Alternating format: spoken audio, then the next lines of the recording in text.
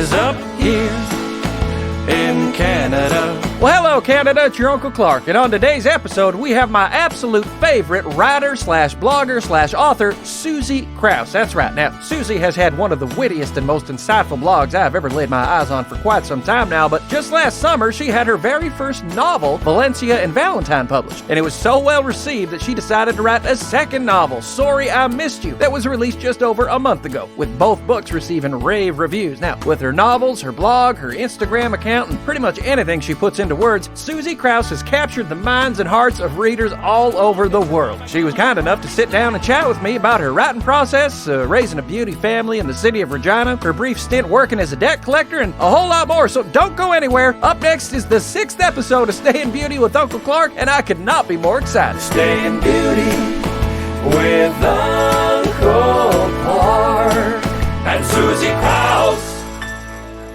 This episode of Staying Beauty with Uncle Clark is brought to you by Peregrine Landscape Construction. Now, Peregrine is driven by a love for creating beautiful and functional landscapes for the fine people of Regina, Saskatchewan, and the greater Regina area. Whether you're looking for a new patio, a water feature, or a total yard transformation, the team at Peregrine Landscape can bring your vision to life. Check them out at peregrinelandscape.com. That's PEREGRINE landscape.com. And now, here's your host, Clark W. Hey, Suzy, it's Jordan. I'm just going to give Clark a quick call here. He's just running behind. Hold on one second. Yeah, Clark here. Hey, Clark, it's Jordan.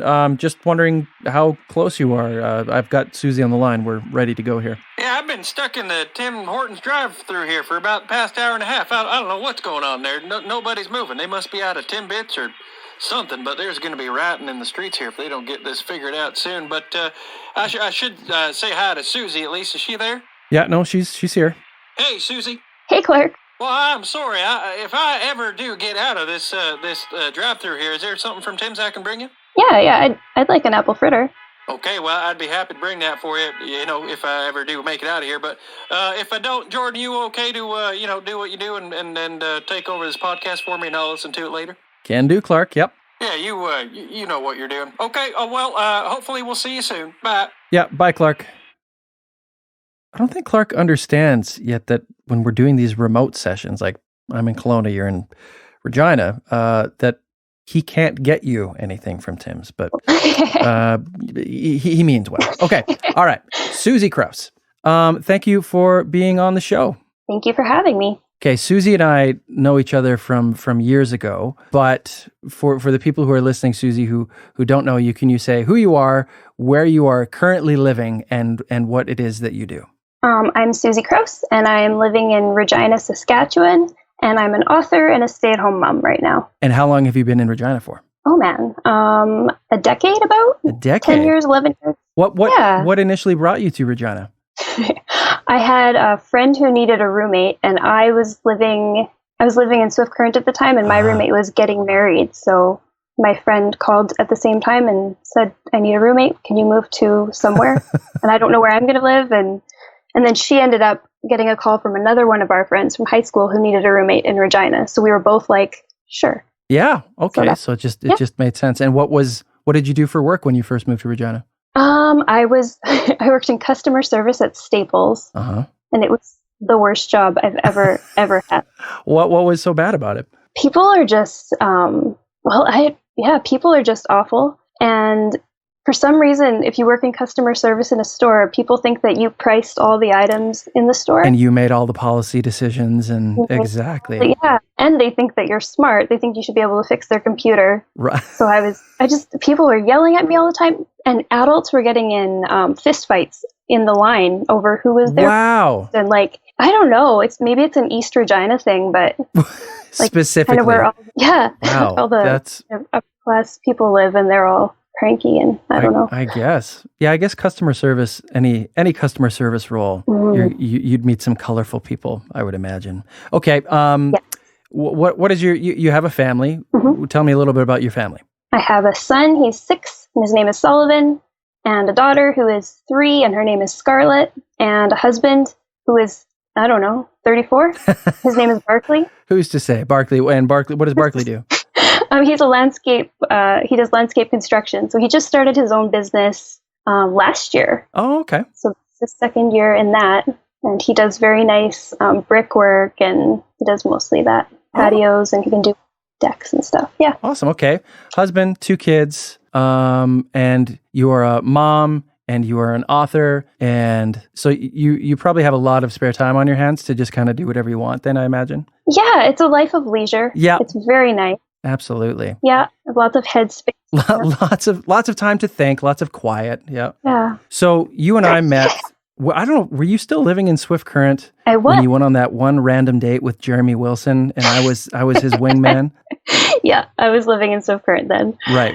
I think we played virtual golf in Moose Jaw, right?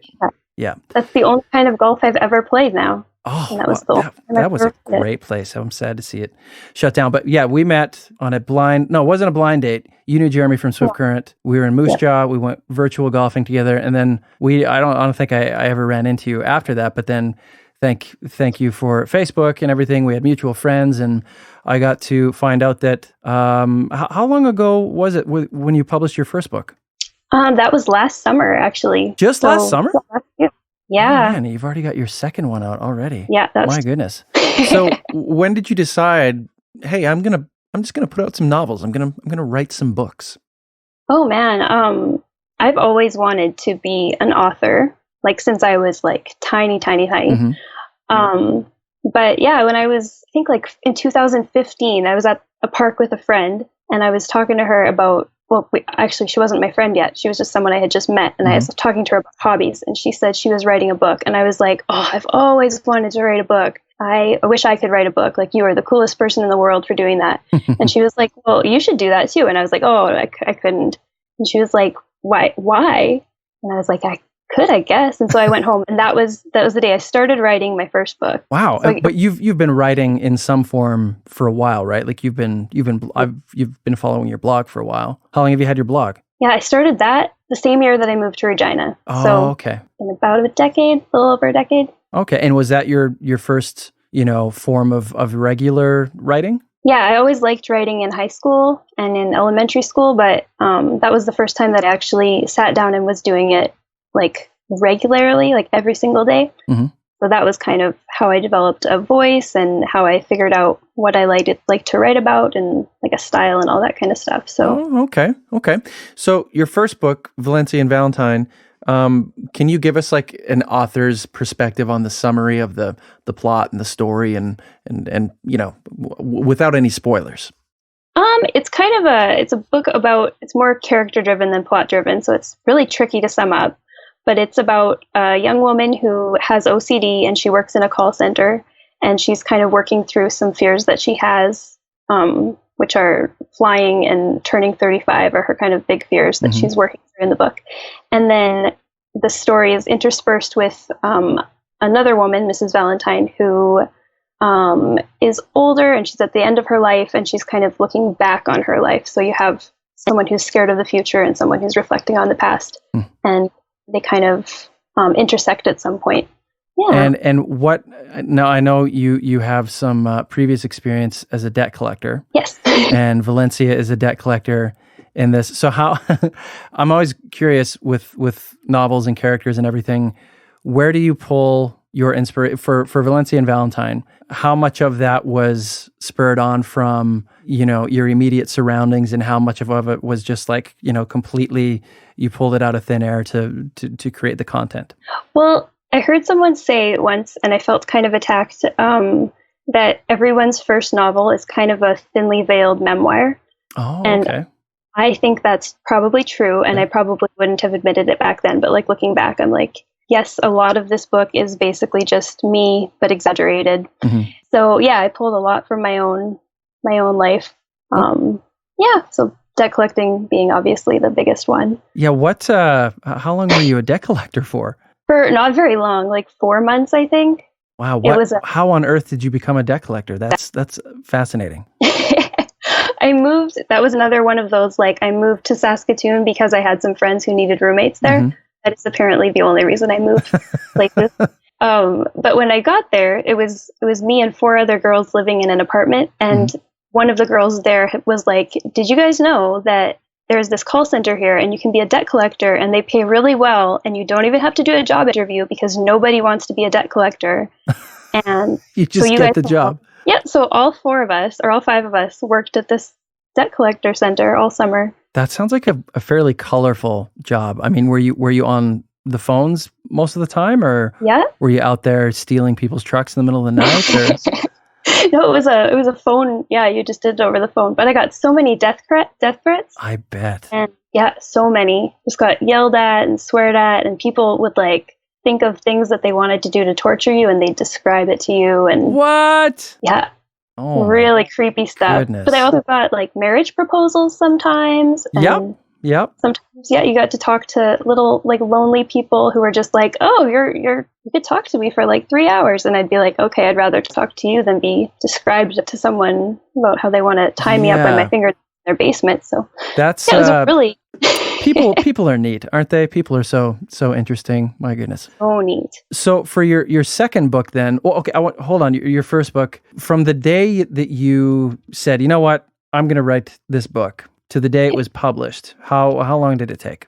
I think about 2 years. No, it would have been 3 years till it was published. Yeah. Okay. And so did you have the book written, and then you found a publisher, or how did that all come together? Yeah, so if you want to submit your book to any of the bigger publishers, you need an agent. Mm-hmm. So that's always the biggest hurdle you have to overcome. Okay. So I wrote it in 3 months, Mm-hmm. and I was like, this is good, this is publishable. Yep. And then I went looking for an agent and couldn't find one because you can't write a publishable book in 3 months, especially if you've never written a book before. Okay. So I was dumb. So then I went back to the drawing board and edited it up and got some help from people. And it took me a year and a half to actually find an agent, because when you sign with an agent, they sign you up and they do a lot of work for you for free, because they don't get paid till they sell that book. So okay. Yep. So it was very difficult to find one, but then I found one and we worked together on it for another half a year. Yeah. And then she finally was able to shop it out for me to different publishers. And so we went out with that book right before Christmas, and so Christmas time was kind of like I was a little bit distracted that year. Mm-hmm. Kept getting emails that were like, hey, Suzy, Merry Christmas. Penguin Random House doesn't want to publish your book. Oh, yeah.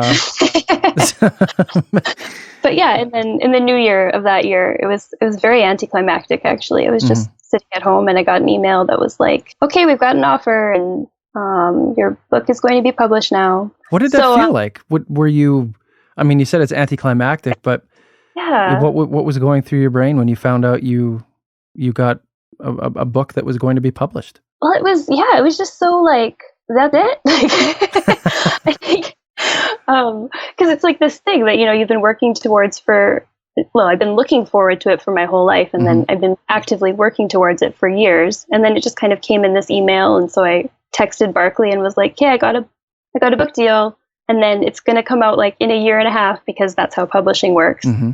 That everything just takes forever. Yeah. Yeah. So it was very like, I kept feeling like I should be like jumping up and down and like screaming on my front lawn. But I was just like, okay, well, now I'm going to make dinner for the kids, I guess.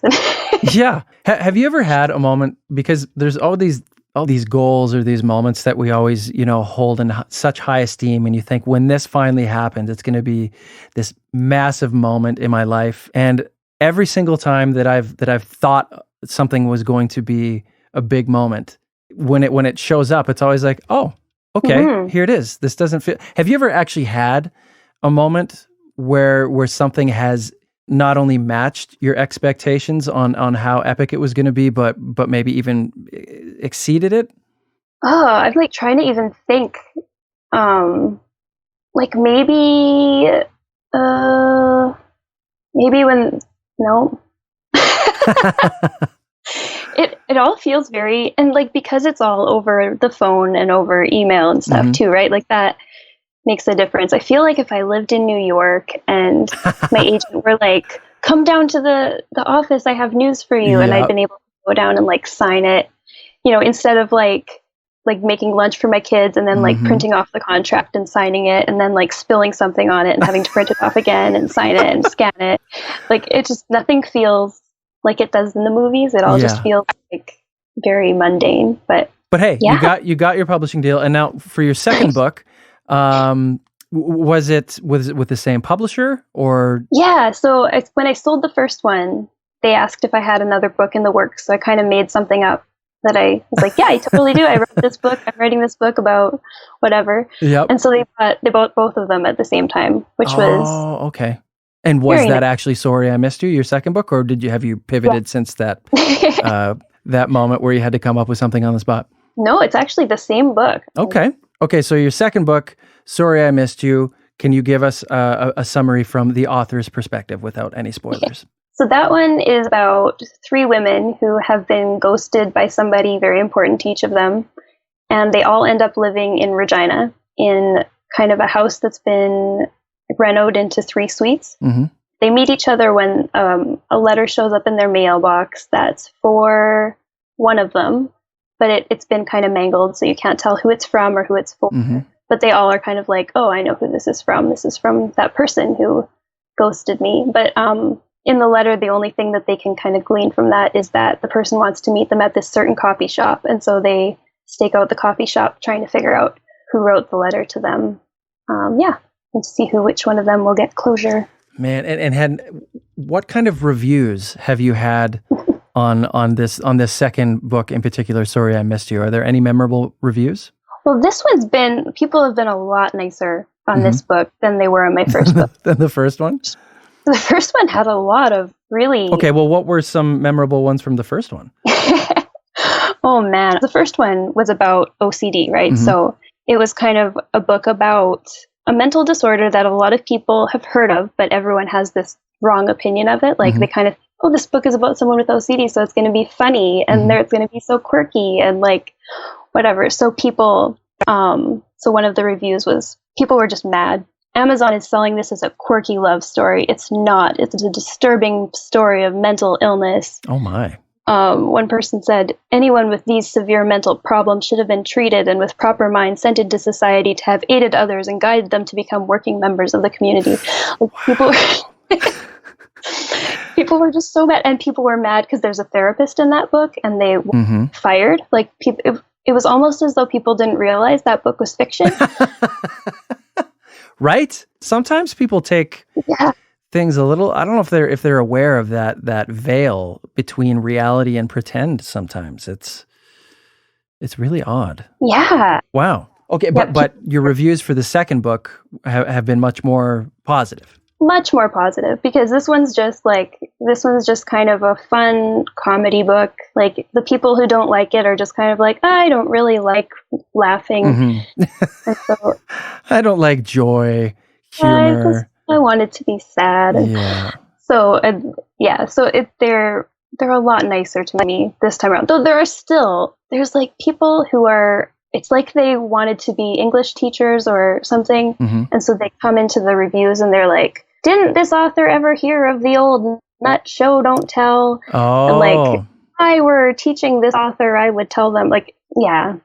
Have you ever taken the time to leave a negative review for anyone online? No. I just feel like it takes like such a special person to bother going online anywhere. Like unless the restaurant like set your car on fire and your food was late at the same time, then maybe take the time to leave a bad review.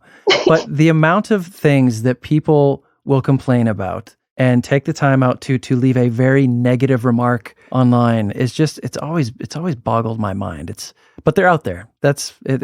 So what do you do? What do you do emotionally when you read these? Because Clark has gotten a number of mean comments on his Up Here in Canada video, and he has shared his feelings with me on them sometimes. But he's learned to kind of let those bounce off of him. What do you do with the negative reviews? Yeah, well, at first it really bothered me. Like I was just like, I'm never writing another book as long as I live. Like this sucks, because it's entertainment, and like Clark would understand. You make something because you want to make people happy or you want to like entertain them, and then they act like you have like set their hair on fire. Like you've gone out of your way to ruin their life. Yeah. And it's like, you didn't have to consume this. I didn't make you read this whole 100-page book. You're an idiot. But Like, Yeah. but so it first really bothered me, but now I kind of read them and I'm just like, oh, you poor person who just Right. has no joy in your life, or like you feel like you need to assert some kind of authority over someone, like the grammar police or whatever. Mm-hmm. I always think of that quote by I can't remember who said it, but he said something like, a person who goes into a book ready to criticize it is like someone attacking a hot fudge sundae in a suit of armor. Exactly. There's no protection needed because it's all just, from wherever they happen to be online. They can say whatever they want. I really do think when the comments that people leave on anything online, your books and Clark's music included, say far more about the person leaving the review than the actual content that they're commenting on in the first place. What they're pretending. Yeah, exactly. It's like, look at here. It's just like basically whatever they're saying. It's like, look at what kind of person I am. I'm either someone who, is carefree and lighthearted and can, enjoy things for what they are, or I'm the kind of person who likes to get angry at something and I find fault in as much things as I can find fault in. And I think that those are the only two people on the internet. Either you're lighthearted and you take things for what they are, or you're just out there to find something to complain about. It's remarkable. Yep. Okay, so you have learned to let the negative stuff bounce off of you. What do you do then when, like, if someone were to come up to you who you respected, another author or something, were to come alongside and offer you some critique, what would you do in that scenario? Well, I've had that happen to me. Mm-hmm. And it just depends on who it is. Like I've had authors who I don't know and who I've never interacted with before who have emailed me and been like, hey, you're really good at this, this, and this, but I think your this needs work, and I have this resource to offer to you. And I'm always like, oh, okay, thank you. Like, I didn't seek you out for this. Like, I have people that I do seek out for this. You're maybe not one of them. So I just kind of say thank you, and sure, I'll read that. Okay. Whatever. But I have met so many amazing authors through this process who do have such good advice and whose advice I hold in such high regard. So to them, if any of them came into my inbox and were like, I would take it and I would say thank you for the free lessons, because I've never taken like writing classes or anything like that. So oh man, I love your style of writing so much. The way your brain works and the way you translate the way your brain works into making it, witty and charming and entertaining for whoever happens to be reading it. You are hands down my favorite author. Who is your favorite author that you either like a book that you reread the most, or an author that you're trying to emulate or that you look up to? Okay. Thank you, first of all. But oh, you're welcome. I think so. Nick Hornby is one of my favorite authors. He's kind of one of those I will buy any book that he puts out because I just know I'm going to enjoy it. And I probably do try to emulate him, but I hope closely. But he writes, his books always have lots of music in them, and I love music, and I love writes about music. About a Boy, High Fidelity. Yep. This is the guy. Yep. Okay, I'm looking him up. Yeah, he's really, and he's just funny, and he's just one of those authors who's kind of like a therapist, where he really nails characters' motivations and actions in ways that make you understand why you do stuff yourself. And he kind of goes on and on in people's inner monologues. So I think some people are like put off by that, but I think it's so fascinating, and I really want to be able to write books that help people reflect on themselves. And he's really funny too. Okay, where do you do most of your writing? Do you write from home? Do you find a quiet place in the city, a coffee shop? Where do you write? Well, pre-COVID, I wrote in lots of coffee shops, and that's in the winter because Berkeley's work is seasonal. Okay. So in the summer, I write during nap times and at night. Well, a lot of all-nighters in the summer. But in the winter, I get to work during the day, and so then I go to coffee shops and libraries, and I just try to switch it up and find a place that feels good to write in. So speaking of COVID, I've been interviewing musicians mainly on this podcast so far, and from the people that I know in my life, I feel like musicians have been affected the most from COVID? At what, you don't go to coffee shops as much anymore because of that. Is that the biggest change that's happened in your life because of COVID, or what does that look like? Well, probably the biggest thing, like especially launching a book, that has been pretty hugely affected because I had a lot of like speaking engagements lined up and my book launch and just some like events at bookstores and things like that. And it was really, you line those things up months in advance. So kind of in March, I just watched one by one, every single thing was canceled. And it was very frustrating because like that's where you would go and sell a lot of books and meet a lot of vendors and that kind of thing. But and some of that stuff got moved online, which was nice at first. I think people were really looking at the beginning of COVID. They were really looking for things to consume online, but now everyone's really tired of online events, I find. So it's that kind of was a train wreck, but is Regina starting to, open back up in the sense that some of those things may happen soon, or? It's opening up a little bit. Yeah. I think our max indoor gathering is still at like 30. Oh, okay. So I feel like maybe some events will start to happen again, but I haven't heard anything yet about that. What are you working on right now? I'm trying to write another book. I wrote a whole book this winter, and then I finished it and I hate it. Oh no. So I put it aside and I'm like, look at that in 5 years. So then I started writing another book, but then I had an idea for a different book. So I started writing a different book, and then I went to sleep one night and woke up and was like, no, this is the book I want to write. So I'm like working on like 4 or 5 different books. So are you the type of person who when they dream of something, do you wake up right away and like write it down, or do you hope that you'll remember it in the morning?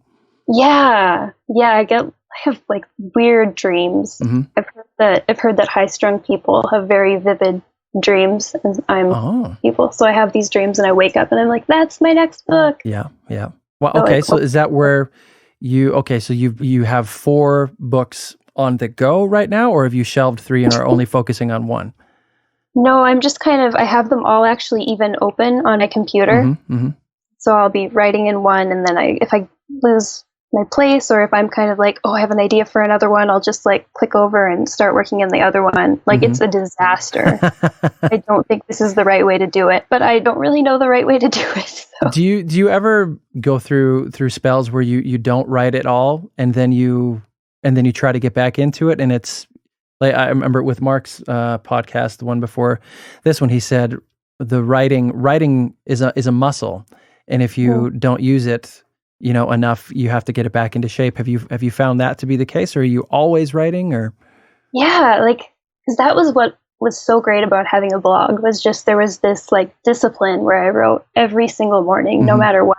And then, so now that I don't have that, I mean, I try to blog sometimes, but when would I? But it's really a lot harder now, and it's a muscle that I sometimes do let get kind of atrophied. Especially right after a book comes out, I find that I can't do anything creative for like a month or 2. Do you find yourself becoming very attached to the characters well after you've written your book and it's been released? Or like, I'm very interested in how authors, first of all, come up with the characters, and then how they even visualize them after they've kind of let the book go. Yeah, I would have probably said that I don't feel very attached to them, but then I'll read a review where someone says like, oh, this character is annoying, or I hate this character, and I'm like, hey. That's my friend. Yeah. So I think I am kind of weirdly attached to them in that way. Like people, especially with both books, I tend to write characters that people either really like them or they really, really hate them. Okay. And so people always have very strong opinions in the reviews about these characters, and I feel very defensive about them. At the risk of offending the other characters in your books, do you have a favorite character from book 1 and book 2? I think Maud from Sorry I Missed You is maybe my favorite character. And I think it's partly because when I first started writing her, I pictured, Catherine O'Hara. Yes, from legend. Yep. I just picture her playing Maud. Mm-hmm. And so whenever I was writing her, I was picturing Catherine O'Hara. Oh, okay. And so I love her because I love Catherine. Yeah, she is amazing. Do you ever have any ambitions of doing screenplays or maybe trying to turn your books into some movies or TV shows or? Oh, that's the dream. That's the dream, yeah? Yeah, I have a film agent attached to both books. Oh, okay. And so she is working on it, but it is really hard to get a book turned into a movie, apparently. Who knew? Who knew? Man, you'd think you just throw it out there on Twitter and say any takers, and then that would be it. You know, you'd be set. But I just tweet at Catherine. Yeah, exactly. It's pretty easy to get celebrities' attention on Twitter, I'm finding. Not at all. There's like a few hundred people that have been trying to get Ryan Reynolds' attention for Clark's Up Here in Canada video, and he has yet to engage any of those tweets. So we'll see if he does someday. Okay, cover art for your novels. Where do you even begin to decide on what that should look like, let alone decide on what the final draft is? That's a really fun process, actually. Yeah. Yeah, especially at the publishing house I'm at right now. It's very fun. I actually have had an experience with another publisher. I was in an anthology, and that publisher basically sent us the cover art and was like, here's your cover art. And we were like, oh, we don't like it. And they were like, oh, that doesn't matter. Like, So with this one, okay, they actually sent me a questionnaire, and they were like, what colors do you like? What other covers do you like? What fonts do you like? What do you picture being on the covers? What are some important things from the book that you think should be on the cover? That kind of thing. And so I got to fill this thing out really thoroughly, and I was like thorough. I made them a Pinterest board and like was just like, this is what I want. Oh, wow. And then they hire a designer, and you get to help. If you were like, I have a designer in mind, you can say that. I didn't, but yeah. So they hired the designer, and then the designer like does a whole bunch of mock-ups. Like for Sorry I Missed You, I think she sent like 6 kind of mock-ups of okay. And then I got to say like, oh, I like the font from mock-up 1, and I want this character from mock-up 4, and I like the color of mock-up 3 or whatever. And so then you send it back to them, and then we just did round after round. Yeah, and it had to, like, me and my editor were kind of like, we would kind of give our input, but then it would go to the marketing team, and the marketing team would say like, no, the book can't be green. The books this year that are doing well are orange, so it has to be orange, and then it would go back to the cover designer. So it was just, it was a really collaborative process and really fun and very easy because all I had to do was give my opinion. Well, that makes it easy, and it's nice that your publisher actually wants your opinion on that. That's wonderful. It seems very rare. Do you have a chapter out of your books that you are the most proud of? I think probably the last chapter in Valencian Valentine, because I rewrote the first that chapter. I rewrote that thing like a billion times. Because writing the last chapter is the hardest part of writing a book, and then I got an agent, and she read it, and she was like, I don't like the last chapter. You need to rewrite it. And I was like, I've rewritten it so many times. But so the night before I sent her my finished draft, I all of a sudden just had kind of one of those moments where you're like, oh, this is how it should end. And it came to me, and I wrote it down, and I only had to write it once, and she loved it, and it stayed the same way, like through the rest of the process and through all the. So maybe I'm not sick of it, but it's my favorite chapter. Sorry, keep going. Oh no, I was just gonna say, I think that's my favorite chapter. Would your favorite line, favorite sentence you've ever written be out of that same chapter then, or would it be from somewhere else? Well, see, so my book just came out in June, so I'm actually at the point right now where I hate every single word I've ever written.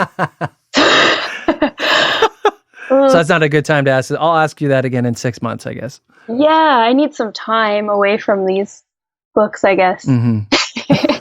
Okay, well, why don't we move on from your book related questions and just move on into the random Suzy personal choice questions.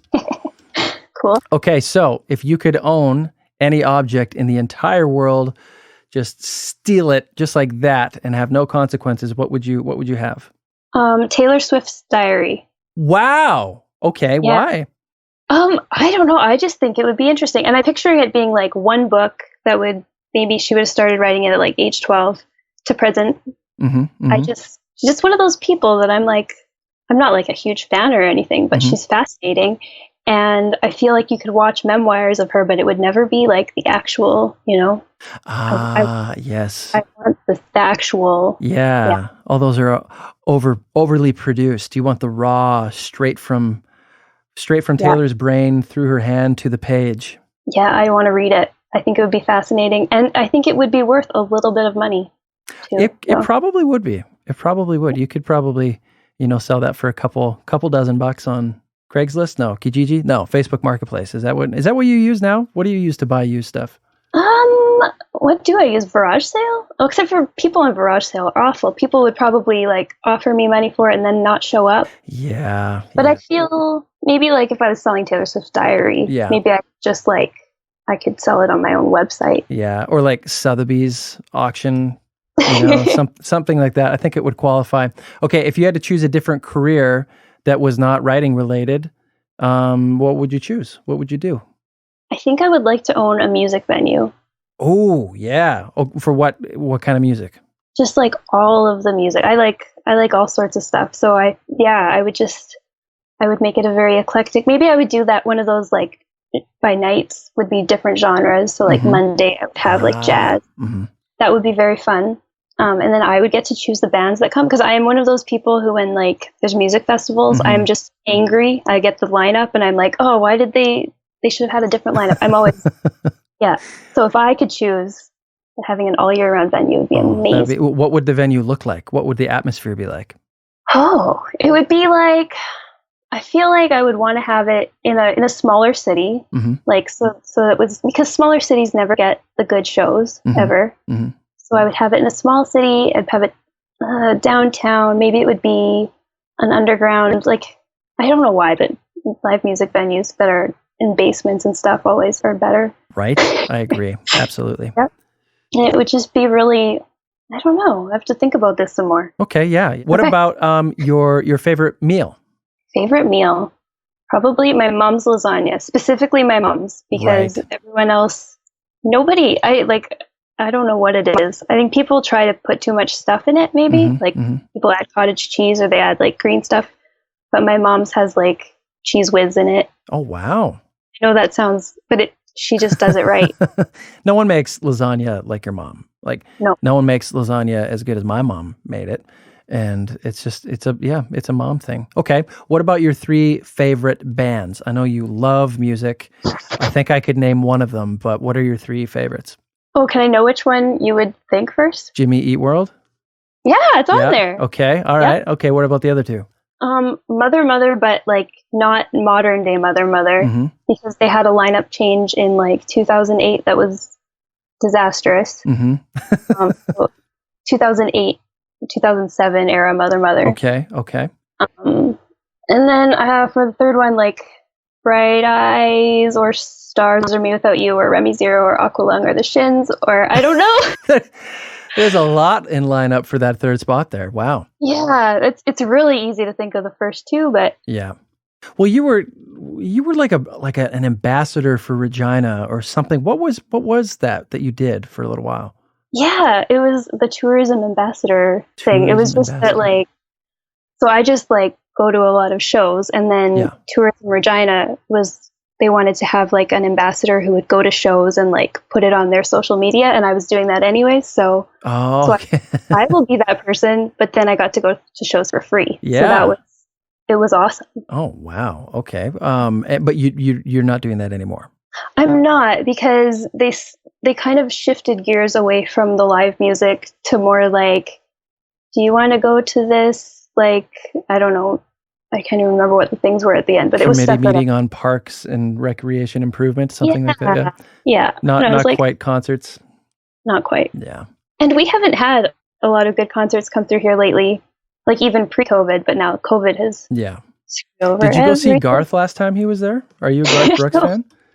I'm not actually. Oh, you should be. You should be. Don't work. Are you? Do you like country music at all? See, that's the one genre that I'm like, oh, not really. But it's like a character in your book. You either love it or you hate it. Yeah, it's true. And like, I think I have a lot of nostalgia for like old country music, like I like Willie Nelson, like that. Okay. What about But Fishing in the Dark? Nitty gritty dirt. yeah. Okay. Well, yeah, Fine. Okay. everybody likes We can that. we can continue the interview. Okay. Do you remember? I don't know how much you hung out with Jerry Wilson. He was my best friend, and he couldn't carry a tune to save his life unless he was singing to country music in the car. And when he did that, he could have like blown Celine Dion out of the water with how perfect his pitch was. I've never seen it before or since. So that's weird. Maybe he had a spell cast on him as a baby or something. I think so. Okay. Do you have a favorite composer? Either old school or modern? Oh, I never even thought of. I was gonna say Rachmaninoff, but ooh, do you have a specific Rachmaninoff song or piece that you love? Yeah, Etude Tableau in E minor. Ooh, I'm probably saying that wrong, but I learned to play that song on the piano when I was little, and like it's just the best piano song ever written. Okay. So, what about modern composer? Oh yeah, see, like I really like. There's a lot of really good modern. I don't know why when I heard that question, like your mind goes back to like all the dead composers, but like I do really like a lot of like I really like Dustin O'Halloran. Who is that? He plays piano. Dustin O'Halloran.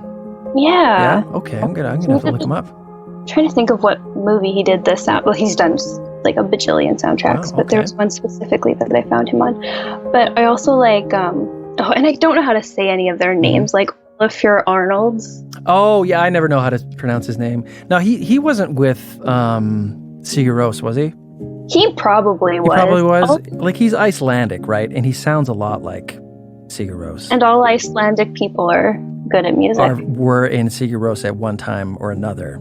Yeah. They all hung out except for Bjork probably didn't hang out with any of them. Yeah, probably not. She was like the unattainable Icelandic royalty. Was she Icelandic? Yep. I hope she was. She was. Okay. She was. Yep. Do you have a favorite movie soundtrack? Once. What? Oh, yes. Of course. Yeah, that one's not even contestable. That's like what, Glenn Hansard and Glenn Hansard and Markeja Glova. I'm just saying all of these names so wrong. Falling Slowly, right? That one scene. Yeah. Oh, that's incredible. That movie's so good. Oh, I often forget about that one, and then anytime someone says it, you just immediately pulled back into the magic of that one scene. Yeah. And did you know that guy who directed that movie, he's like did a couple of other musical movies as well? No, which there's Begin Again. Okay. It's like the American Once. Oh, what was Once Canadian or something? No, it's Ireland. So, Ireland. Oh, yeah. Right. Yep. So like if you want to watch Once Again, but like the American version, it has Keira Knightley in it. Oh wow. And the guy from Maroon 5. Oh, Adam Levine. Yes. Wow. His name I probably should know. Probably. And then they also did another one, or he the director also did one called Sing Street. That one's also American, but it's set in like the 80s. The best decade ever. Yeah. Well, the 90s is the best. The 90s. Well, I mean, we can get into that if you. What do you miss the most about the 90s? Like just all of it. All of it. What are some of your favorites? Like I think the music in the 90s was really great, and the style of the 90s. Yeah. The baggy clothes, the plaid button-up shirts, the long hair. Yeah, I was watching Sliding Doors the other night, and I was just like, oh, why don't I live in the 90s? 90s. Okay, so if you had to pick a decade, you would be stuck in the 90s for the rest of your life. Yes. Yeah. Okay. What are some standout movies from the 90s other than Sliding Doors for you? Oh man, I am unprepared for this question. Do you and Barkley, and I can edit this out if this is not the case, but do you and Barkley have celebrity crushes? No, we don't. No? Oh, okay. Neither do my wife and I at all. That's, I don't like Rachel McAdams and she doesn't like Andy Samberg at all. I don't know. I think I would be too jealous if Barkley had a celebrity crush. Wow. Is there a celebrity actor that you just, really, really respect and admire in a particular sort of way that in the wrong context could be, mistaken for romantic feelings? Bill from Freaks and Geeks. Bill, I gotta look that up. Bill from Freaks and Geeks. Please do. Freaks and Geeks. Wow. Okay. He's a very specific type. Okay. Have you not seen Freaks and Geeks? I have not seen Freaks and Geeks. Okay. Is this a new show or is this an old one? No, this is like a cult classic from a long time ago. It has a lot of people who were not anybody back then, but now they're. So it has. Oh. Yeah, Bill didn't really go anywhere, but it has Bill Haverchuck. but it has Busy Phillips in it, and okay. What's his name? I can't remember any of their names now, but you should watch. You should absolutely watch. I should. He actually looks a lot like a guy I used to grow up with, so I'm intrigued. Just on the look of him alone, I will look up Freaks and Geeks. He's the best character in that. It's so good. It's my favorite, probably my favorite TV series of all time. Man, Barkley's got some competition here with Bill from Freaks and Geeks here. Okay. One thing that you have gotten better at over the past 5 years that's not about writing, because we know you've improved from your, what have you gotten better at from your first book to your second book, would you say? Oh, I don't know. I think the problem with that is that I've gotten much more aware of what good writing is and how short I fall. So it just feels like I'm getting worse. So yeah. So if you were to ask me what did you get better at? I'd be like, no, I got worse. And if look, I'm going to get worse. I think there's probably a few people who would disagree with you. Okay. So not writing then. Something outside of writing that you've improved on in the past 5 years. Yeah, it is. It feels like it's been 5 years of not improving on much, but even just this is actually not the last 5 years, but in the last 5 months, I have improved on not being a stress case about talking to people on podcasts. Oh, okay. Well, there you go. Yeah. Because this used to be a very nerve-wracking thing for me. And on New Year's, I decided that my New Year's resolution was not to be afraid of talking to people in interviews and podcasts. Because my first book, when it came out, I had to do interviews, and I was just sick through all of them. And I was shaky and nervous and scared. And I would get myself all worked up. So my New Year's resolution this year was to not freak out. And wow, I'm not freaking out. So that's a really good... that's a daunting thing to try and get better at. Good for you. Wow. It really is a mind over matter thing, though. It's as soon as you decide. Yeah. Yeah. Do you? I used to play trumpet on stage, and I used to get so nervous. But the moment I stepped out on stage, all the nerves went away. Do you have any kind of that going on where you're nervous until it actually starts, or? Well, I used to be just nervous for the week leading up to it, and then just get more and more nervous, and then all the way through. So when I would do podcasts last year, my voice would just be shaking the whole time, and I'd be I don't know what to say, and I did a lot of yeah. So no. Well, I think you're doing just fine. I can't tell. That's great. I feel better. I feel better because my New Year's resolution is working out. That's all working out, exercising. Or no. Sorry. No, I thought you're feeling better because you're also exercising, but you're feeling better because your resolution was to feel better about doing podcasts and interviews. Yeah, because nothing else was working. So I was just well, I'm just going to not freak out. That is incredible. That is very admirable. Oh, okay. What do you love the most about Regina, living in Regina? I like that it's small enough that it feels small, but also that it's big enough that sometimes it feels big. Okay. You know? What makes it feel small? The fact that it literally is just small and that Yeah. Oh, hello. Why, do you know I'm in the middle of a podcast? What's up? Oh my goodness, no. I'm recording. Go to bed. Can I have dessert? Dessert. Okay, kids. Mine are clearly not asleep yet. Okay, so Regina feels small because it just is small. It is. So then what if it is a small city, what makes it feel big in some regards? Like you can go downtown and there's still some bands that come through, right? And there's Garth like we comes still through have some sometimes. Arcane, yeah. We have like some good restaurants now. Mm-hmm. Are great, and we have a little taste of like being a big city. Like there's a co-working space here now. Oh, we're like wow. a big city. Yeah, that's so cool for us. Well, speaking of restaurants, then do you and Barkley have a go-to restaurant that you go to whenever you have the chance? Well, we did, but COVID killed it. Right. Literally killed it, or like literally. No. Which one was it? It was called the Capitol, and it started out. It was going to be a jazz bar, like live jazz. I don't know what happened, but it wasn't that anymore. But the food was still really good, and they sometimes had live music. But yeah, it died like less than a month into the coronavirus. Oh shoot!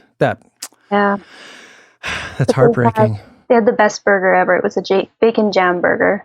Bacon jam, like with fruit jam on it. Like they made jam out of bacon. Oh, wow. Yeah. Wow. Yeah, that does. Okay, that sounds pretty good. What's your if you're at a restaurant you don't know that well, what's your go-to meal that you order? You know, is there always like a fallback, a safety meal that you order?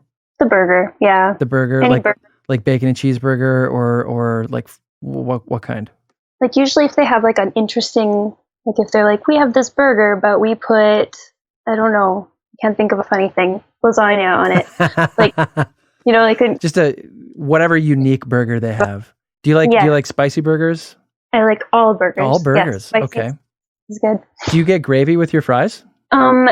Yes. Have you ever been to a place where they don't even know what gravy is? I don't think so. I've been noticing that it's becoming this thing. Maybe it's a BC thing, but more and more when I asked for a side of gravy on my fries, they're like, "Oh, we don't have that." I'm like, weird. Who doesn't? What? That doesn't make any sense. They can make gravy very easily. Yeah, but like they just don't even offer it. Same with plum sauce for chicken fingers. I'm finding more and more places don't offer plum sauce. Anyway, okay. So what about out of all like the classic Canadian dishes like poutine, enamel bars, maple syrup, ketchup chips, what else is there? Clark made a whole list of them. What do you have like a classic Canadian favorite that you can pick out of those ones? Yeah, poutine, but like fancy poutine where they like add stuff to it and give it a funny name. Right. Like well, have you ever been to Smoke's Poutineery?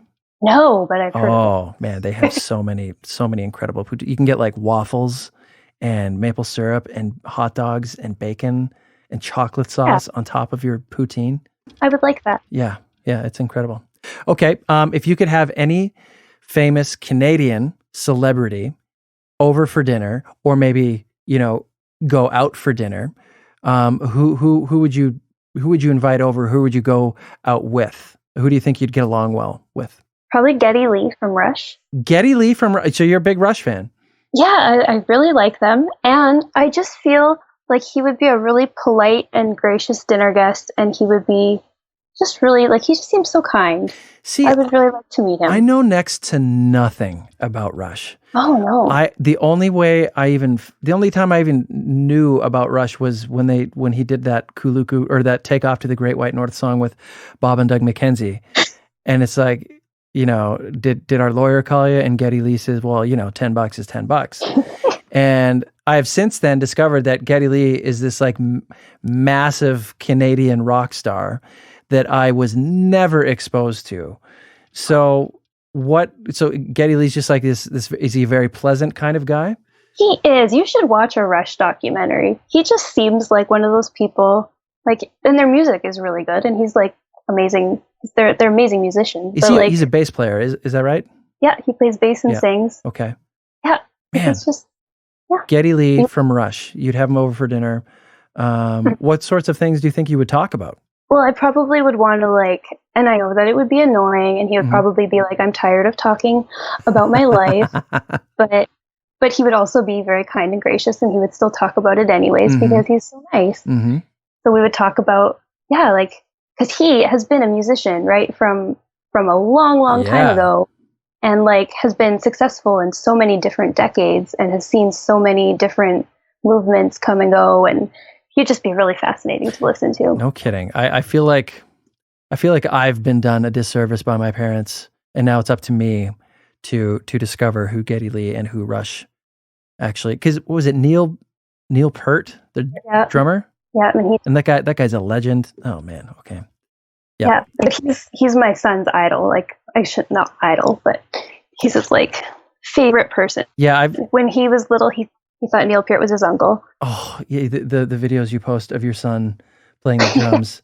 The guy's gonna be like put on master classes in drum clinics when he's not even older, like probably next year. He loves drums. Sully the drummer. Okay. If you could go anywhere in the world for 24 hours, where would you go? Who would you take with you? One person only. And what would you do? I would take Barkley, my husband, and we would go probably to like Eastern Canada somewhere. I've never been out past Quebec, but I just feel like it would be a nice place. And I just like, I'm getting super old because I would just want to go and like sit by some water. Right. What we would do. Yeah. So what time of year would you want to go out there? In the fall. In the fall. Good choice. Yeah. The only time I've ever been out there was right at the end of fall. So there were like 8 leaves left on all of the trees in all of the Maritimes. So I think we just missed it by like 2 or 3 weeks. We should have gone a little bit earlier, but man, it is incredible out there. Do you have a favorite place in Canada that you have been to that you would nail down as your favorite place to go back to? Favorite place to visit? Like either Vancouver or Montreal. Okay. Either the east or the west. And what do you love about Vancouver, Montreal? They're just like Vancouver. I like that it's like city and mountain and ocean. Mm-hmm. It's just a good city. Mm-hmm. Montreal is it's like being in a different country, kind of. It's like a different culture, but it's a really beautiful city. And every time I've been there, I've just had so much fun. I went to Montreal for like half a day when I was touring with a college band. And I think we were in, old Montreal. And I had never been to Europe before then. So that was like my first, somewhat European experience. And I remember thinking like, oh, people who smoke cigarettes are actually super classy and awesome, as opposed to all the people who I've seen smoke cigarettes out on the prairies. I don't know if like in old Montreal, it just seems like, oh, you're quite refined when you smoke that cigarette somehow. I don't know what it is, but yeah, Montreal people. Yeah. Okay, Vancouver and Montreal, and you would like to go to like as far as Newfoundland, or would you do like Prince Edward Island, Nova Scotia? Yeah, I think PEI would be fun. Yeah, yeah. Okay. If you and Barkley have, like an entire day to yourselves with no kids, no work, no responsibilities, what would you find yourself doing? We would probably just like walk around a little bit. We just like walking and listening to music, and like maybe it would be on a day there was a band in town. We would go and see a band. We like music. We like walking around. And where's your favorite place to walk in Regina? There's this place called the Crescents. It's like this crescent that has all these really cool looking houses, and the trees arch over the street really nice, and it doesn't feel like it's in Regina. I like Regina, but I like that the street doesn't feel like it's in Regina. A little bit of a different pocket in Regina. Yeah. What's your favorite season in Regina? Probably fall. Fall, yeah. You do is that when you do most of your walking is in fall, or do you do it all year round? All year round. We just are walking people. That's awesome. Walk. Yeah. Okay, what would you do if you had no responsibilities, unlimited resources, you could just do whatever you wanted for a whole year? What would you do? What would you pursue? What would you spend your time doing? I think we would get a cabin in Scotland, and Barkley could record an album because he's an amazing musician. I would just like write more books, and maybe we would hire like a nanny or something so that I could actually like write during the day. But like I'd also still hang out with my kids sometimes too because I really like them. As a bonus. So As a bonus. did you say castle or did you just say somewhere in Scotland? A cabin. You said cabin. I said cabin, but I don't know why I didn't say castle. Because, I don't think they have cabins there. I think it's just castles. They have only... And Barkley is from Scotland. Well, no, he's not from Scotland. His mom is from Scotland. Oh, okay. His grandpa was a caretaker for a castle when he was little. Wow. And so they would go over there and see him, and he had a castle. So, we could probably just have that castle. Yeah, it's probably, in your lineage, in your inheritance at some point. Yeah. Okay, so castle for a year, you'd have a nanny, you would write, and Barkley would make an album.